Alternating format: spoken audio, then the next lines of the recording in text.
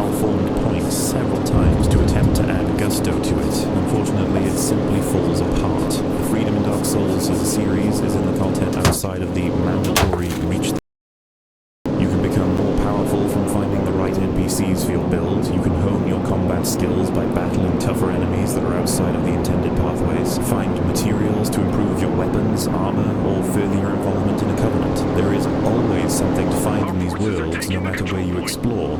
And then there are narrative reasons for the blockages. What I just said applies to Software's games, and your argument is just as weak when you presented the straw man several times ago. A similar mechanic is used in Dark Souls 2, but it's with doors that are off the beaten path, do not block the most obvious form of progress, and you might even forget about them until you get the King's Ring and realize that's the symbol of the king they were talking about. And it's like you figured out a mystery, and you get to watch an ancient fantasy door slowly unlock when you put it on. I like ancient fantasy doors. They're a thing that I'm into.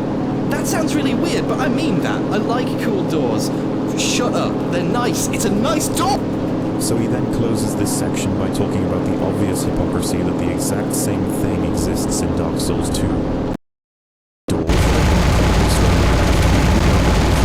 Through the doorway again, which will definitely happen to you in your first playthrough, since you could easily miss a die to a boss or go to the wrong door first. They unlock once you get the King's Ring, and in Dark Souls 1, it is when you place the Lord Vessel. Let's be honest, it's the same bloody thing, but Harris has to throw in arbitrary differences. First being that they're off the beaten path, so players won't be bamboozled into heading towards them. This is ridiculous because most players will walk right into them just like the orange fog doors and go at it, wondering what they've done wrong and what item they need to actually open it. I did it on my first playthrough. I've seen friends do it on their first playthroughs. Players can definitely do this, Harris. It's not immune to being a time waster. In addition, one of the doors is very much in a position that implies progress. There's a whole pathway that leads to a blockage. How is this not a bamboozle for the player? Harris then mentions that a positive about them is that you forget them, which is absolutely ridiculous. That is a strict negative, if he is sure it happens to people, considering if you forget where they are, you will literally get stuck.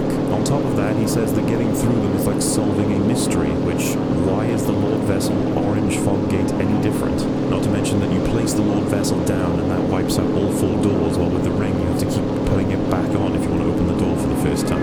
But then the argumentation ends with him saying he likes doors.